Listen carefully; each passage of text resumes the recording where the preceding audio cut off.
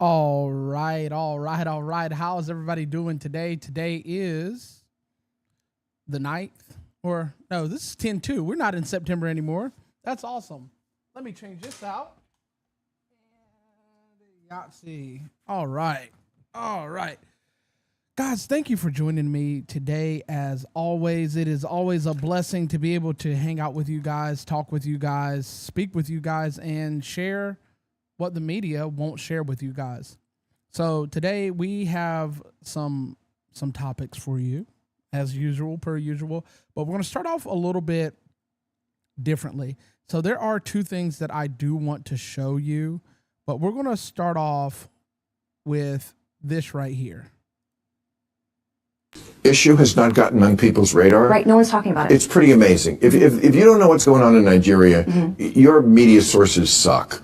You are in a bubble. And again, I'm not a Christian, but they are systematically killing the Christians in Nigeria. They've killed over 100,000 since 2009. They've burned 18,000 churches. This is so much more. These are their Islamists, Boko Haram. This is so much more of a genocide attempt than what is going on in Gaza. They are literally attempting to wipe out the Christian population of an entire country. Where are the kids protesting this? Thank you. Thank you. No one will talk about it, so thank you. Absolutely. It's Africa. That's why no one's talking about it, and they should be. You can't read about it in mainstream media. It's sad, so thank you for bringing it up. Because the Jews aren't involved. That's why. It's the Christians and the Muslims. Who cares? It's just... Okay. So I'm not a fan of Bill Maher by any stretch of the imagination, but Bill Maher has been, I guess, red pilling lately. But as he said, there are Christians dying all over the world, but no one has any outrage or any, they're not upset about it. And it's kind of confusing, if you want me to be completely honest, because I thought we cared for Christianity in America, but America's not speaking about it. And Bill Maher hit the nail on the head. If it's not Israel and Palestine, no one wants to talk about it. And I have another video here, which I am going to show. Hold on. Let me grab it and move it over here. And let me get that situated. I did forget about this, so let me throw this up here for you.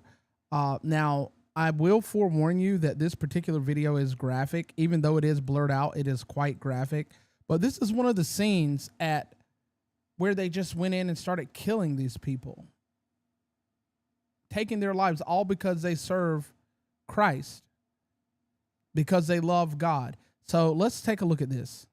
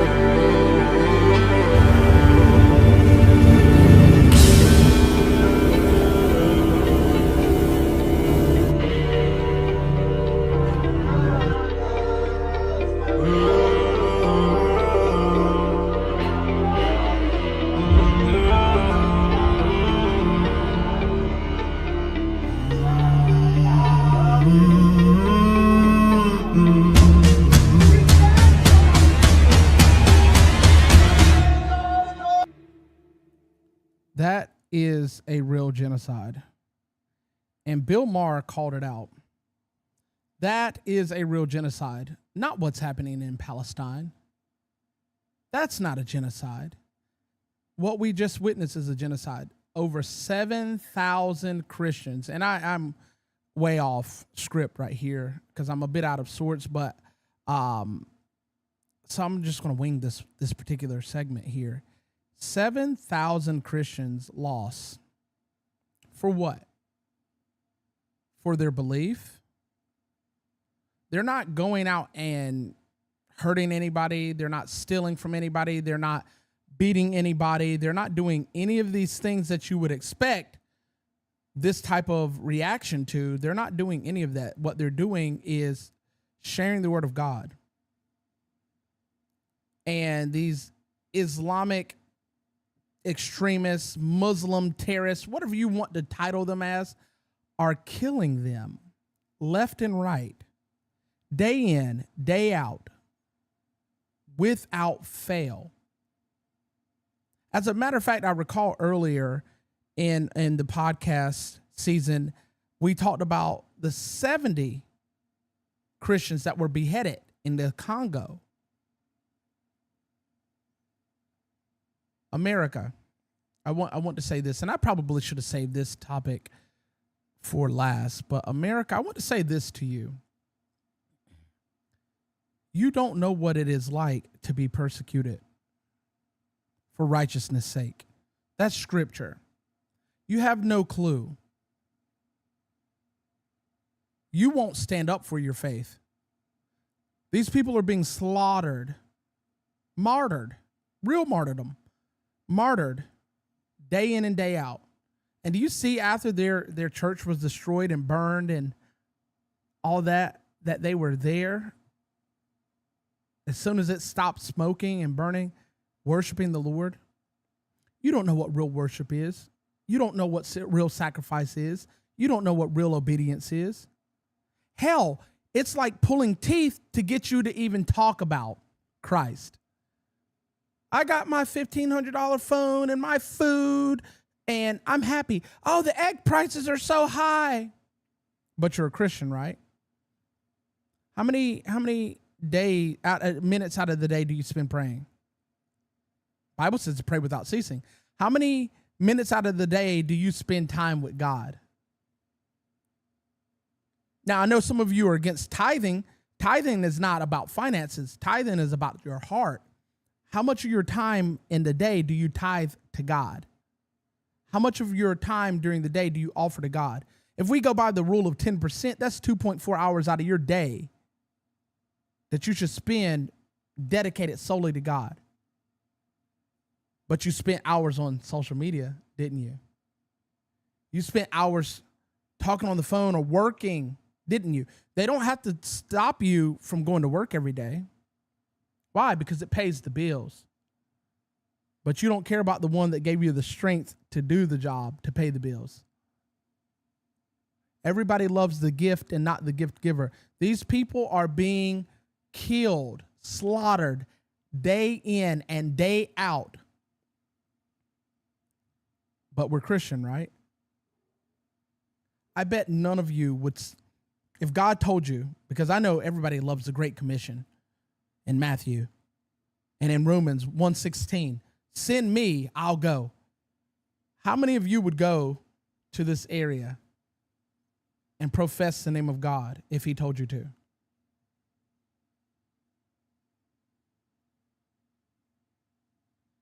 I thought so. So I don't want to hear Israel-Palestine anymore. Let's talk Nigeria and Christians. Let's talk Congo and Christians.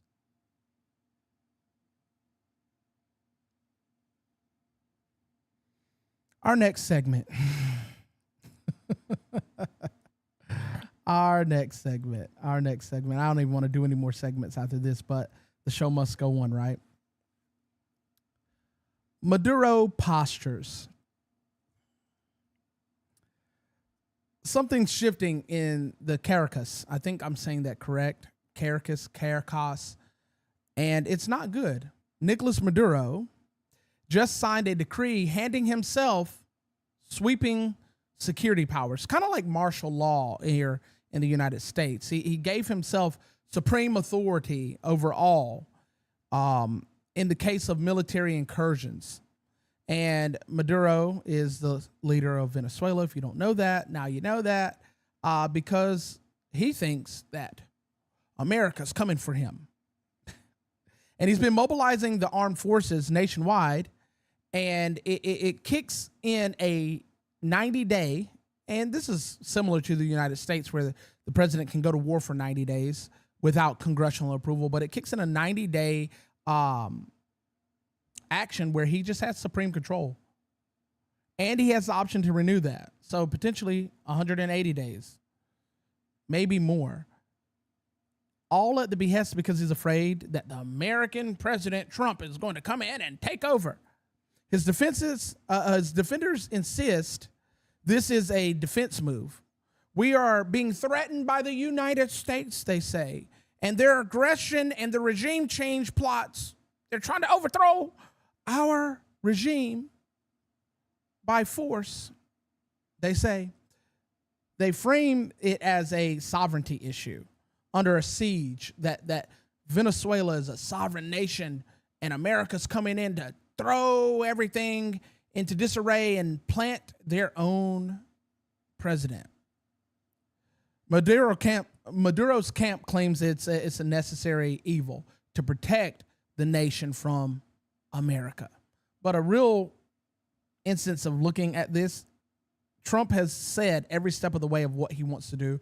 He's like, hey, I don't want your drugs coming to the United States. I don't want you using your waterways to go unchecked to travel drugs and traffic drugs to the United States. And he's given Maduro plenty of chances to do it himself, but Maduro insists that there are no drugs. But somehow, some way, and I know you guys have seen in earlier segments where the United States Coast Guard is catching thousands of tons of drugs week in, week out. And they're all coming from South America, majorly from Venezuela. So let me break it down overall. This is a classic authoritarian creep, is essentially what Maduro is doing. You grant yourself this emergency power, telling your people that, oh, if we don't do something and I don't have supreme authority, then America's going to come take over. That's step one. Step two is that you justify the threat versus your personal justifications to defend against the threat. Even if real pressure exists, responding with centralized, vague powers is the wrong tool to do it. There's no transparency there. He's telling his people that America's doing this when in all actuality, they're not. Yes, a couple of weeks ago, we shot a ship with one of our ships. Actually, it was a boat. And I think it was 11 people injured, 2 dead. But that was at the behest of them being told to stop multiple times. They didn't. They held them multiple times to cease and desist what they were doing. They didn't. So they got exploded, for lack of a better way to put it. They got boomed. They got blown up. They're gone. So because of that action and the posturing of the United States at the international waterways at the edge, preventing them from coming in, Venezuela thinks that we're trying to fight back. We're trying to take over. No, Trump wants the drugs to stop. If you were a real leader, a real supreme leader with the powers you've taken, you would put a stop to this, but you can't, because just like Mexico, you're controlled by your cartels. Yeah. You have no power. You're less of a president than Trump is. Literally a leader in name only. Because I guarantee you, if you knuck and buck the wrong way, those cartels will come and take you out themselves. And then somehow, some way, they'll spin it and say it was Trump's fault. I'm willing to bank on it. I'll take it to the bank on that one. Picture this. A foreign national signs up for our military. This is our next segment. And they sign up. They train with your brothers and sisters in arms, fights in your wars, and then gets told, sorry, you don't belong. Well, some lawmakers want to make that change to where if you come over here and you fight, you're fast-tracked to citizenship, even more fast than what you are. You've just become naturalized. I think it's the representative from Southern California, some Asian guy. I don't recall his name off the top of my head right now. It said that he wants this law to go into effect. Well, that's a problem. It's a real problem. It's not the way we do things here. Yes, we'll come let you fight, but we're not going to let you just skip the line and just get it because you fight. Have we not been paying attention to all of the defectors in our military? We just had earlier this year alone a guy who's been born and raised in the United States, but he says he's been a Muslim and a terrorist since he was 12, had pipe bombs and all these other crazy things ready to go to war with? Or did we forget about all of the Chinese nationals that were in our military that were selling secrets? So no, we're not going to let you do this. But, you know, the progressives and the immigration advocates, government shutdown, immigration advocates will say, this is about fairness. If someone is willing to risk their life for America, they deserve a path to citizenship. That's all fine and dandy. That's also all feelings and emotions. No one deserves anything. Everything is earned. While I do believe that if you fight for this nation, not just be in the military, not just being in the military, but actually fight and bleed beside our men and women in arms, then you should have some leg up, but not some just wild, fanatical, automatic citizenship. And that's what these people are wanting. One, service doesn't erase security risk. I mentioned that already, correct? The military handles classified intel, national defense, and trust. Let's not, lower our barriers just to create citizens, just because they fought along somebody. It's crazy to me that the left and the radical socialists and the Democrats and all of these people just want to let more people in our country without the checks and balances, and then give them everything when they do it. Yet we, those that are born here, get the shaft. Yeah. Two, we already have legal pathways by U.S. law currently that allows naturalization for those who have served honorably in our military. Yeah, we have this already. It's out of the INA, which is in section 328 and 329. The question is, however, whether we tweak those rules to just let them in. And the new bill that's being proposed pushes it to an earlier faction. Like, they just get it without having to go through these rules, regulations, policies, and procedures, which is crazy to me because I don't get to skip the line on your rules, regulations, policies, and procedures. I don't think anybody does. And if you do, let me know how you're doing it, because I would love to know. 3, incentives matter, not just ideals. Applying citizenship during a basic training might become a recruiting magnet, meaning that all the people that are hopping the border run right to the military. And our military is kind of slow sometimes, and they'll just take anybody. The defense secretary said, no more fat people. No more fat people. You're going to have to be tight and right. And he's also trying to get women out of combat positions. Boy, I bet the feminists are up in arms about that. But I digress.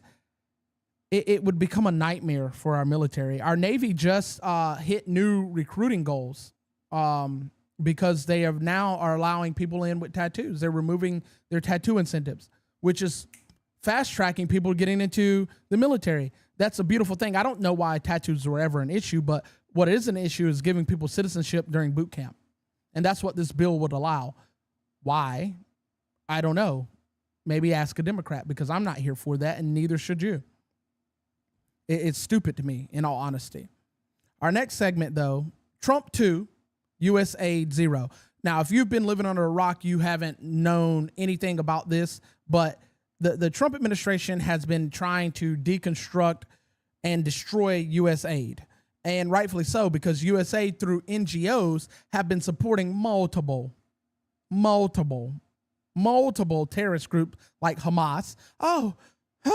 Israel, Palestine. Well, the United States has been funding Hamas, terrorist organization, Hezbollah, terrorist organization, the Houthi, terrorist organization,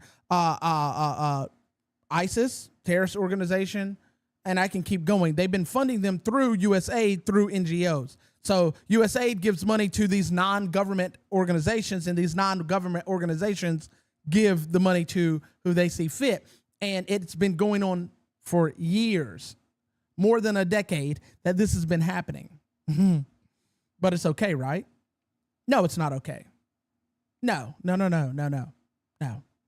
But more on this particular segment here. Trump 2, USAID 0. You ever get that gut feeling that something's off when the government says, we'll skip paying for what Congress already approved and just do what we want? And that's what's happening with USAID. In the Department of State versus AIDS vaccine advocacy, the coalition, the courts, just paused the lower court's order forcing the executive branch to obligate billions in foreign aid. And why is it always in the name of, we got to fight AIDS in Africa? Is that our job? To help one of the 54 countries in Africa fight AIDS when we have AIDS in Atlanta? When we have AIDS in San Francisco? Those are the hotbeds, by the way. We know what they do there. Backdoor activities. But I digress. We have people here that have AIDS. Why are we sending money to another country to help fight AIDS when we can do that here? And they're legitimately sending billions in aid, or was, because, Trump just won. Supreme Court told them, no, we're going to block that. We're not going to let you play around with our money anymore. But the left is going to be out there. Hey, the president can't just withhold funds. Congress has to do what they say, and Congress appropriated it. Yeah, Congress appropriated it, and the money's not going to where it's supposed to be going. So that's why the Supreme Court basically said, yes, he can. He can put a hold on that. And there's been 6 times total that Trump has brought case against USAID, and finally we see headway. We are now 2-0 because all 6 of them have been stopped by lower courts. Now we got 4 more to go, and we can be 6 for 6, and then we really can be winning. Yes, Congress has the power of the purse. If Congress signs off on spending, the executive can't just ignore it unless Congress itself says otherwise, right? You don't get to just pick and choose what gets paid. However, the Impoundment Control Act is what Trump has been using to put a hold on this, gives framework to the president and allows him to, repurpose or pause a recession on Congress and the funds that they allocated. So he can go in and fiddle through it and say, okay, where's this going? Where's this going? Where's this going? And I thought we were all taxation without representation. I guess the left is only taxation without representation when it affects them. When in all actuality, we should be taxation without representation is bad at all stops, right? At any point in given time, right? You would think, because if they're sending money to these places and it's not approved by the people, why are we doing it?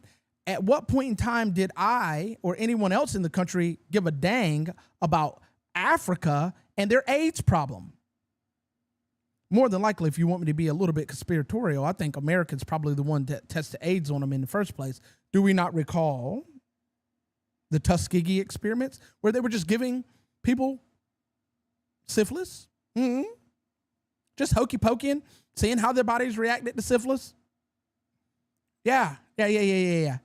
So America's not above poisoning people to see how things go, but you can't undo what you've done at the behest of the people's pockets. We don't play that game. So SCOTUS is actually giving Trump the go-ahead nod to do what he needs to do. The left will call this, power grabs. Trump's trying to take power, but really it's about preserving the Constitution's design. He has the power to pause these things to make sure they're kosher.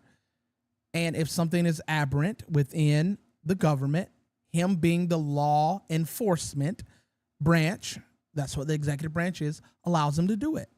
Congress spends, the president executes. You can't skip the steps, but you don't get to pick and choose how it works, when it works. The law does, though. And as the enforcement of the law, he can do this. So stop complaining. Give up.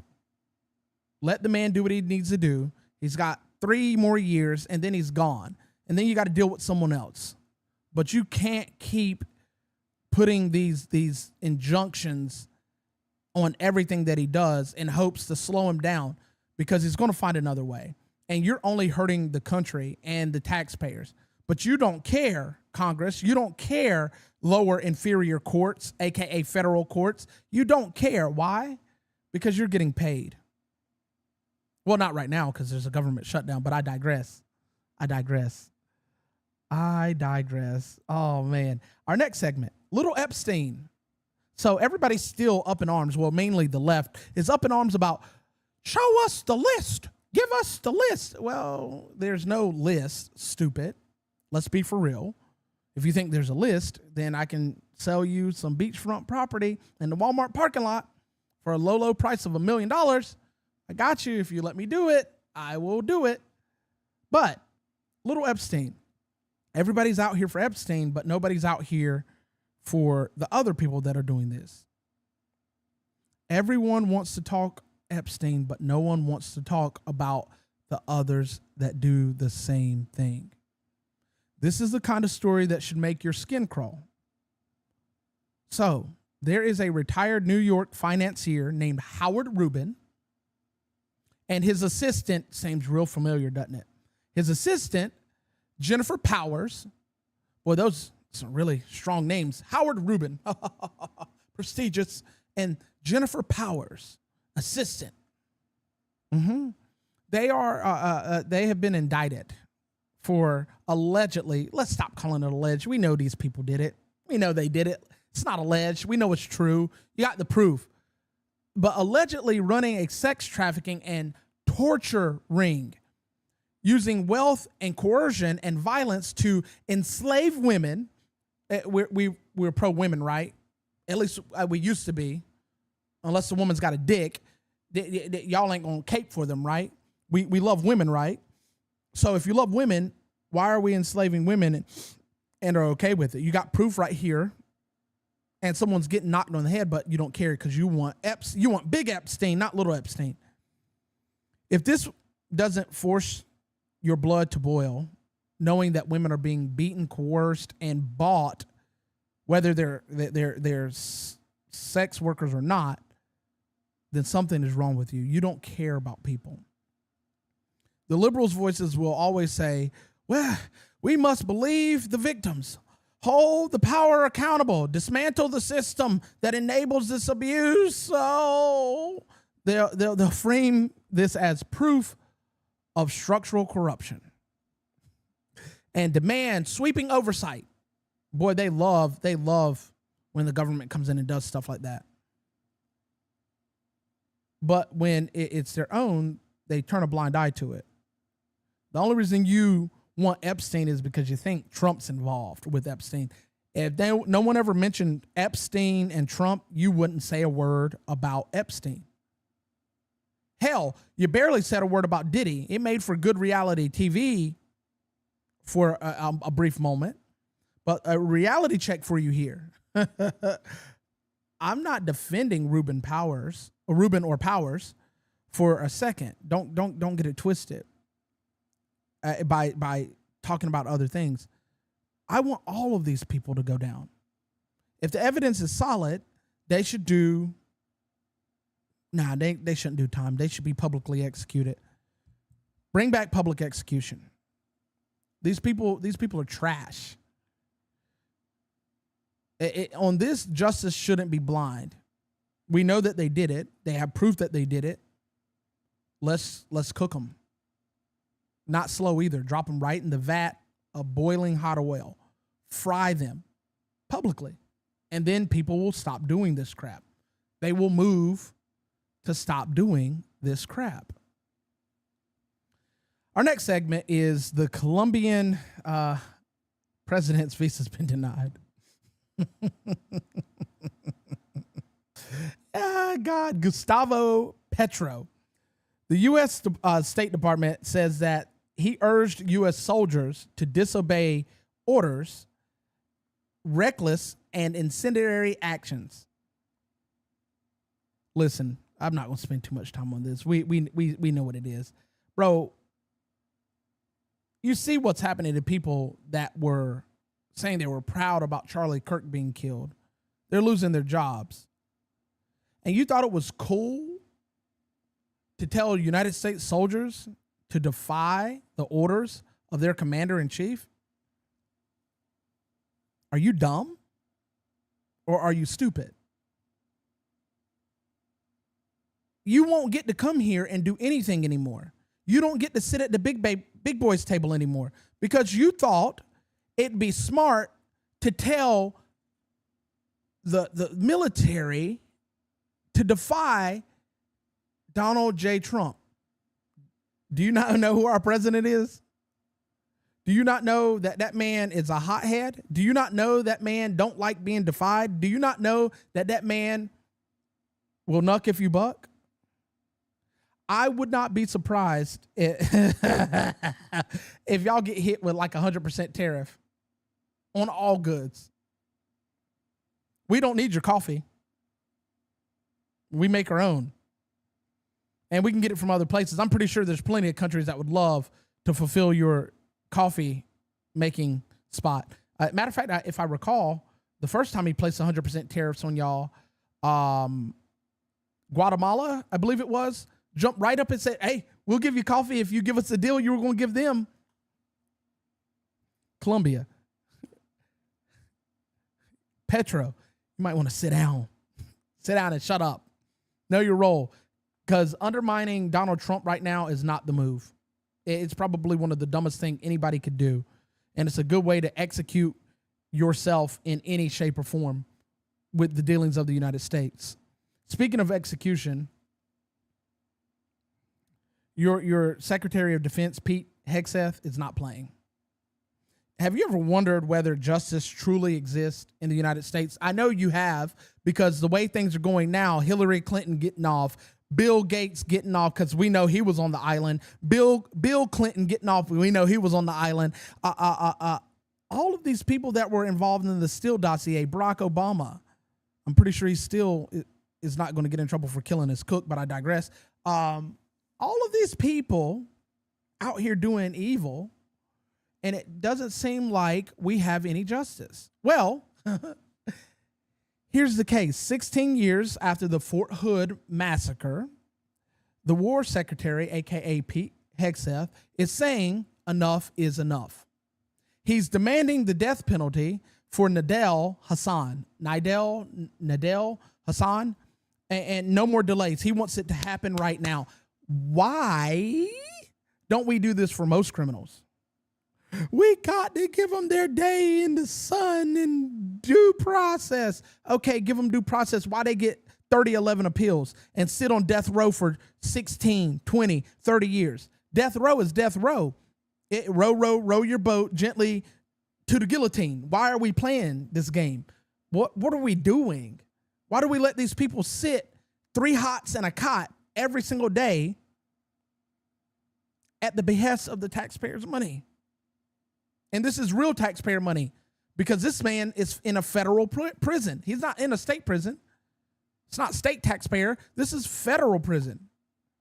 But Pete Hegseth is demanding the death penalty for this man with no more delays, no more we'll sees, no more we owe him due process.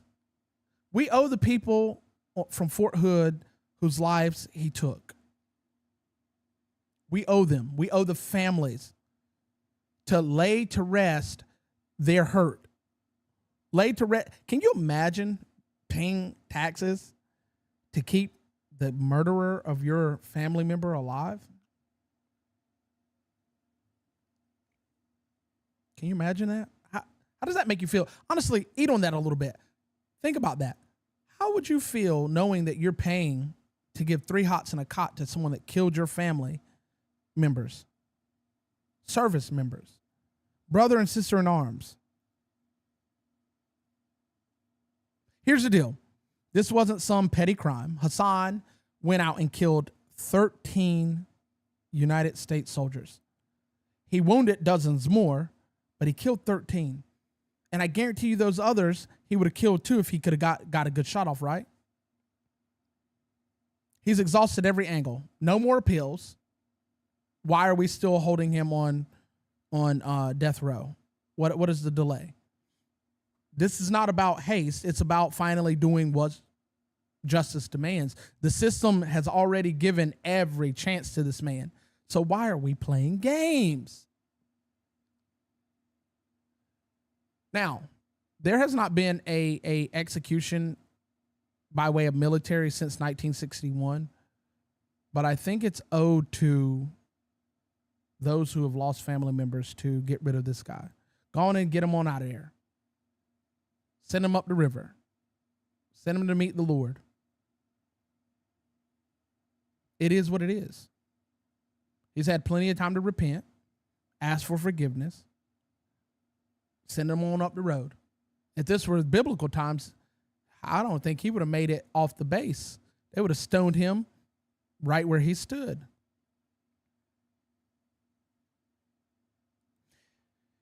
The government shutdown. The government shutdown. Wait, you know what? Before we get to the government shutdown, we're going to get to the economy, because they talk about the economy, boy. Oof. They talk about the economy. Well, the headlines keep screaming doom and gloom for the economy, but the data is telling a different story. The economy isn't collapsing as the left would have you have it. And I know we haven't really heard about the economy lately because everything's been going on. The Charlie Kirkin and the Candace no wins, and all of this tragedy befalling the United States. No one's paid attention really to the economy because they polarized and blasted us in the face with serotonin dump left and right, left and right, left and right. Well, the economy isn't collapsing. It's getting stronger. Ooh. And frankly, too many economists need to quit crying and start actually admitting what's factual, because they're not. The latest numbers are refusing to cooperate with the imminent recession narrative. The GDP revisions are showing stronger growth than earlier estimated. You know, the problem with estimations, especially if you've been someone that's been accurate for years because you're getting inside information, is that when the inside information stops, you're wrong all the time. Employment markets, core demand, and private sectors are activity are more resilient than critics admitted in the first place. They said that we're going to collapse, people are going to lose their jobs, it's going to do this, it's going to do that. Inflation. Yes, inflation rates are an issue, but their headwinds are not fatal flaws. Inflation and inflation rate are two different things. So you can have really high inflation of products and low inflation rate. Why? Because of greedy corporations. Now, one of the lead economists in the world, well, mainly the United States, is saying that everybody else is wrong. It's time to admit it. It's time to, the gig is up. Too many academics lean on their models, and one of the models that they use is the Kensington, I think that's how I'm saying it, how it's said correctly, the Kensington model. That model is outdated and wrong. It doesn't consider a lot of the variables that actually give you factual information. The way I say, throw out the models, use your eyes. If prices are coming down, good. If people are working, good. If prices aren't coming down, but people are working, good. Because as long as you're working, you can buy stuff. And if we're selling stuff, then that means the economy can't be too bad, right? If people are buying stuff, yeah, people are buying more stuff. Now, how is it that people that live from paycheck to paycheck able to buy more stuff? Hell, I know bums on the street that are able to buy stuff. People are buying more than they've ever bought. That's not indicative of a bad economy. Worst of all, when their predictions fail, they double down, and instead of admitting they were wrong or they made a mistake, they continue with the story, the narrative. So here's my takeaway from this. The narrative of decay is catchy. It sounds good. It looks good. really invokes a feeling, because that's the goal, is to get you to feel, because feeling is ratings, but it's not matching the facts. Yes, danger signs exist always. You're always going to have to be cautious about everything, but you can't pretend the engine's dead when it's still humming. And we are moving. What's that line from that movie? Just keep swimming, just keep swimming. Yeah, Finding Nemo. Yeah, we need more common sense and less panic. When people panic, they make emotional decisions. They sell their stocks off.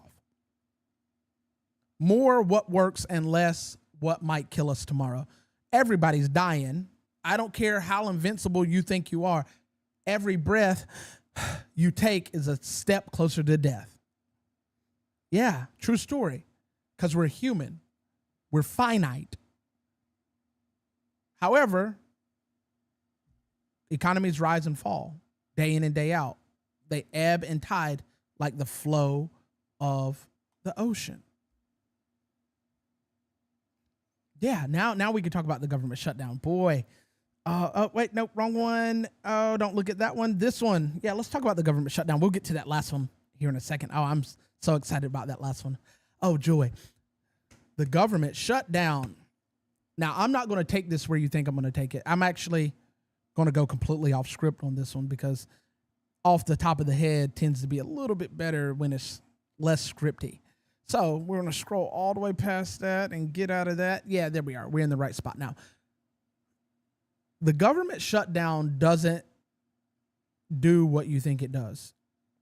Just like the economist use scare tactics and fear tactics to drive people to do certain things, the federal government shutting down does the same thing. And then you get, what's that one not bald, well, he's balding. Schumer, is that his name? Is that his name? Yeah, Schumer. The Republicans are at fault. No illegal immigrant is getting health care. You're a liar. You're a liar. Now, let's brass tacks here. A government shutdown, a federal government shutdown, doesn't affect anyone really, and I'll give you the follow-up, except for the government, the federal government. If you work for the federal government, you're going to feel it. But the states, not so much. Why? Because the states have their own economies. The states have their own governments. The states got their own government employees. The only way a state is truly affected by a government shutdown is if they are heavily reliant on federal help. This should be a warning bell, warning sign that if my state's highly dependent on the federal government, maybe we need to do something better and clean out our own state government to fix this so we're not dependent on the federal government. Because dependency on any government really and truly is a negative. The worst thing you could ever hear is, hi, I'm the government. I'm here to help. They're not here to help. So they're using these polarizing tactics through threats, coercion, and duress to get you to say, Donald Trump bad, get out of here, Republicans bad. It was the Democrats that voted to shut down the government. I thought the Democrats were anti-government shutdown. Why are you shutting it down? Could it be that you want to spend $1.5 trillion on stupid crap? Money to help illegals? Money to get illegals fast-tracked in the military so they can become citizens? The Senate, 45 to 55. They needed 5 more votes, 60 to win it. And this is the second time it's failed. Not first. And it was the Democrats the first time as well. 5 more Democrats joining passes this bill. Fetterman and the other dude was the one that voted. I can't remember his name right now. Voted. There's 53 Republicans in the Senate. 53 Republicans in the Senate. This shutdown was the fault of the Democrats. And you have so many Democrats out here saying, it's the Republicans. They didn't even show up to vote in the House. The House passed this on the 16th. What are we talking about? What are we talking about? This is stupid. This is the Democrats' fault. So if you're a government employee, my heart goes out to you. But maybe this needs to happen so it can shine more light on the Congress and their failures. They've passed like 40 laws. Previous presidents by this time in an administration, 80, 90, 100, 200, or not 200, 120 plus laws have been passed already. They passed like 40 laws already. They're not doing anything, both sides.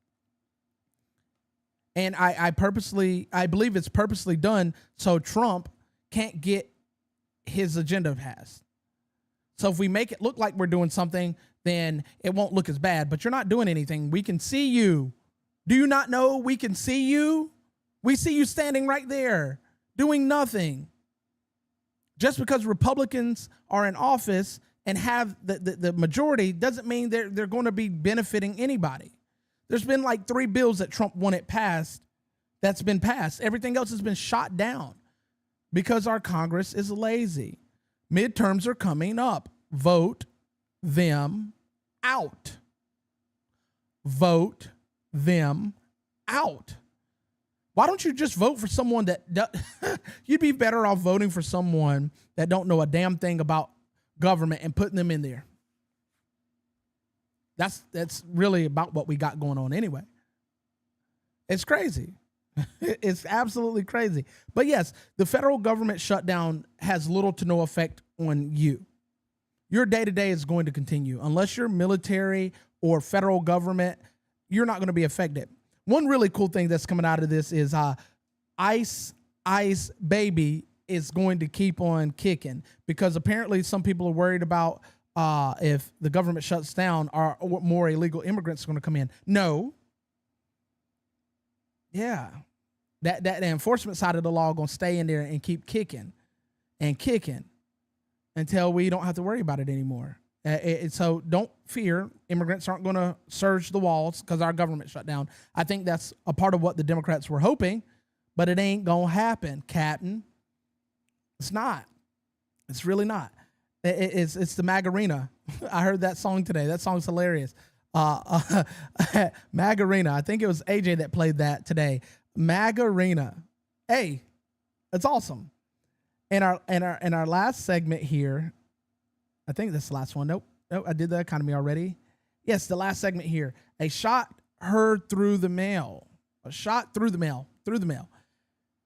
Now, this is pretty cool. This is something that just popped up, and I don't normally do breaking news or pop-up news because I want to share something with you that is meaningful that you don't really know about.